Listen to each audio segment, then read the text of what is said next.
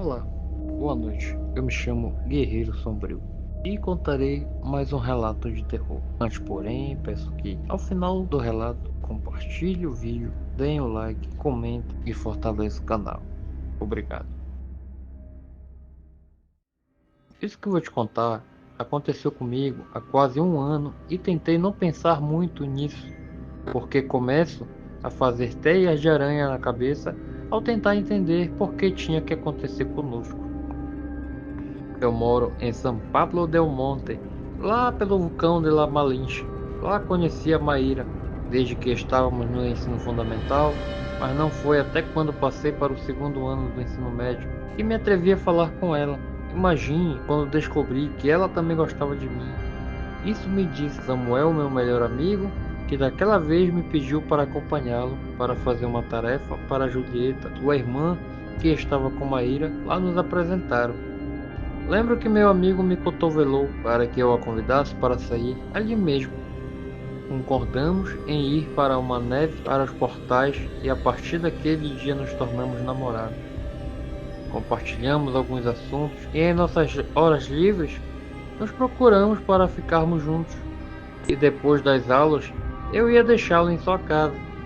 Ela morava em um rancho muito perto da cidade, mas havia dois caminhos, um longo pela estrada principal e por aí levamos meia hora ou mais, e o curto nós colocamos o atalho. Por aí era uma coisa de 10 ou 15 minutos caminhando por um caminho muito estreito de cascalho vermelho e colado ao morro de San Antônio. No meio do percurso tivemos que atravessar uma parte com muita vegetação. Mal podia passar e de lá se saía para o campo aberto. Era o nosso atalho e apenas muito poucas pessoas da cidade o conheciam. Tudo parecia estar indo muito bem entre nós, até que um dia meu pai me pediu por favor para acompanhá-lo para deixar uma carga muito grande de carvalho até Tamaulipas. Eu estaria ausente por um pouco mais de uma semana. Contei a Maíra sobre a viagem, mas ela não parecia gostar muito da ideia. No dia em que saímos da cidade para a entrega, ela nem foi se despedir. Sei que estava realmente zangada. Não atendeu minhas ligações, nem respondeu nenhuma das mensagens que lhe enviava diariamente. Para terminar de amolar a entrega, atrasou um pouco e ficamos mais alguns dias. Voltamos para a cidade depois de quase 2 semanas. No outro dia, a primeira coisa que fiz quando cheguei à escola foi procurá-la, mas não chegou a primeira aula nem a segunda. Isso me surpreendeu. Era sempre muito comprida. Então me encontrei nos corredores com Julieta, a irmã de Samuel, e perguntei por ela. Ela me disse que tinha faltado muito e que nos últimos dias ela parecia muito doente, mas não sabia me dizer o que. Não entrei mais na minha próxima aula e fui para a casa de Maíra pelo atalho. Mas mal pisei no caminho do cascalho, senti um arrepio em todo o meu corpo. Ficou estranho. Era um dia muito quente, não havia vento, e comecei a andar rápido na trilha, e quando já estava prestes a entrar entre a vegetação, ouvi passos atrás de mim no cascalho. Naquele momento, senti que alguém estava me vendo, mas ao olhar ao redor não vi ninguém. Corri para atravessar aquele trecho, e ao sair para o campo aberto, ouvi claramente como alguns galhos se partiram atrás de mim, como se alguém tivesse pisado. Me virei assustado, mas nada. Isso já me dava um espinho ruim. Mas o importante naquele momento era vê-la e saber o que estava acontecendo. Mal toquei, sua mãe apareceu atrás da porta. Ela me abraçou muito forte, ficou muito feliz em me ver e sem mais me levou para o quarto de Maíra. Parecia que ela estava dormindo, mas ao me ouvir, ela se endireitou na cama. Vi que seu rosto ficou feliz como eu. Corri para abraçá-la. Sua mãe nos deixou sozinhos, mas assim que fechou a porta do quarto, ela se soltou a chorar inconsolada. Deixei desabafar.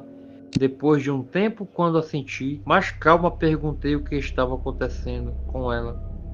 Então, eu e ela olhou nos olhos e me disse com uma voz trêmula que estava ficando louca, que há 2 semanas, um dia antes de ir com meu pai, ela começou a sentir que alguém a seguia pelo atalho para sua casa, que no começo não deu muita importância, mas que no dia seguinte, quando ela veio se despedir, ouviu passos atrás dela no cascalho e que ao se virar não viu ninguém, que isso a assustou muito, mas que ela continuou andando e quando eu estava prestes a sair do atalho, começou a ouvir rosnidos muito altos, como de um cachorro. Então ela tentou andar o mais rápido que pôde, mas aqueles bufos foram seguindo todo aquele último trecho, até que de fora sentiu um hálito nauseante em sua nuca, e como o cabelo e a pele de suas costas se arrepiavam, foi quando ela sentiu como a puxaram pelos tornozelos.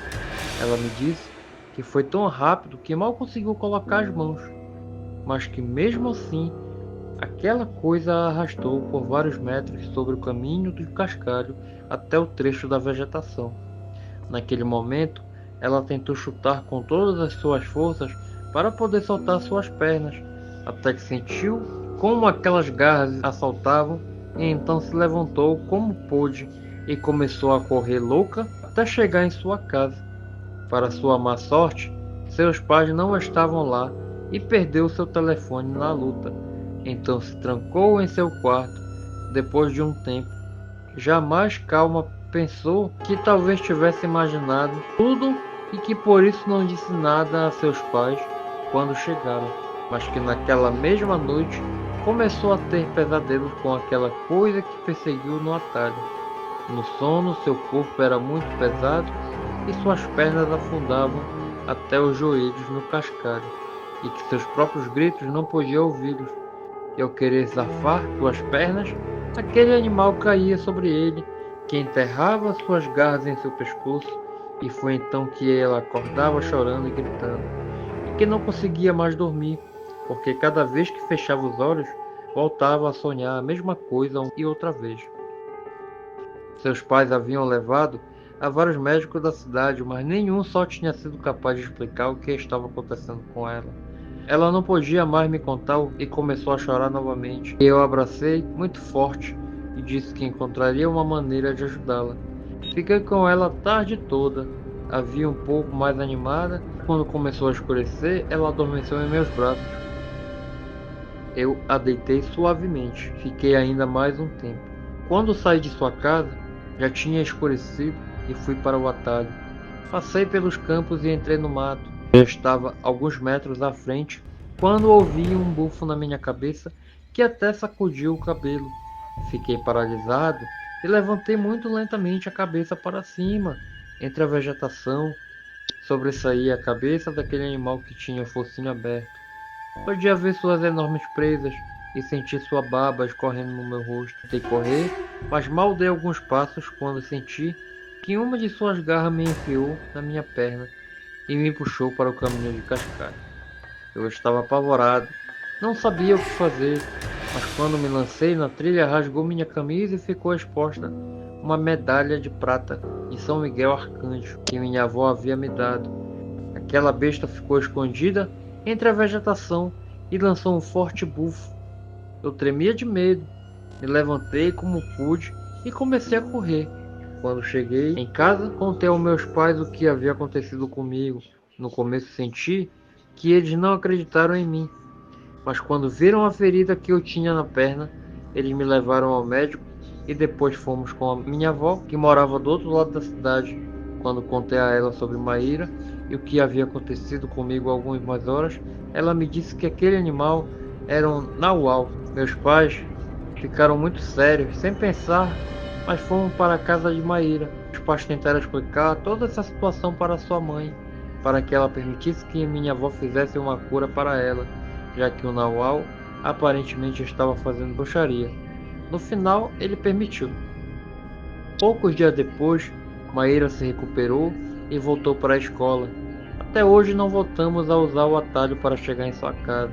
Alguns meses, terminamos o ensino médio e estamos esperando para estudar junto na Universidade de Puebla. E a verdade é que raramente falamos sobre o que nos aconteceu naqueles dias, e acho que às vezes é melhor virar a página.